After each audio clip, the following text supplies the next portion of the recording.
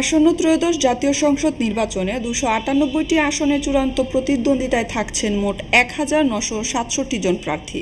গতকাল মঙ্গলবার মনোনয়নপত্র প্রত্যাহারের শেষ দিনে 305 জন প্রার্থী তাদের প্রার্থিতা প্রত্যাহার করে নেওয়ায় এ সংখ্যা চূড়ান্ত হয়।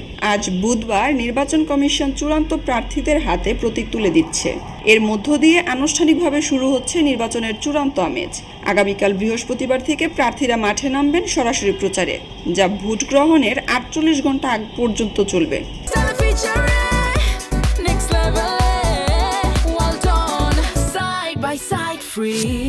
নির্বাচন কমিশনের তথ্য মতে এবারের নির্বাচনে 50টি রাজনৈতিক দল অংশ নিচ্ছে। অধিকাংশ প্রার্থী দলীয় হলেও শতাধিক প্রার্থী রয়েছেন স্বতন্ত্র পরিচয়ে। এর আগে 2024 সালের দ্বাদশ সংসদ নির্বাচনে চূড়ান্ত প্রার্থীর সংখ্যা ছিল 1896 জন। সেই তুলনায় এবার প্রার্থীর সংখ্যা কিছুটা বেড়েছে।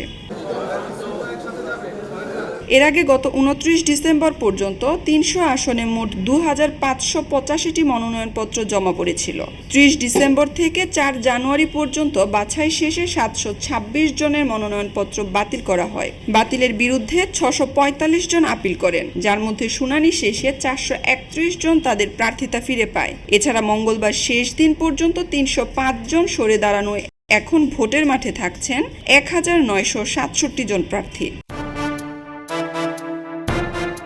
এদিকে সুপ্রিম কোর্টের আপিল বিভাগের নির্দেশনায় পাবনা 1 ও পাবনা 2 আসনের সংশোধিত তফসিল অনুযায়ী নির্বাচন অনুষ্ঠিত হচ্ছে।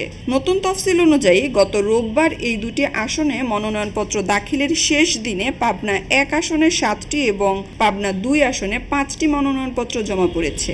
এই 2 আসনের প্রার্থীরা নির্ধারিত সময়ে মূল প্রতিযোগিতায় যুক্ত হবেন। খবরের কাগজ, নিখাদ, নির্ভীক, নিরপেক্ষ।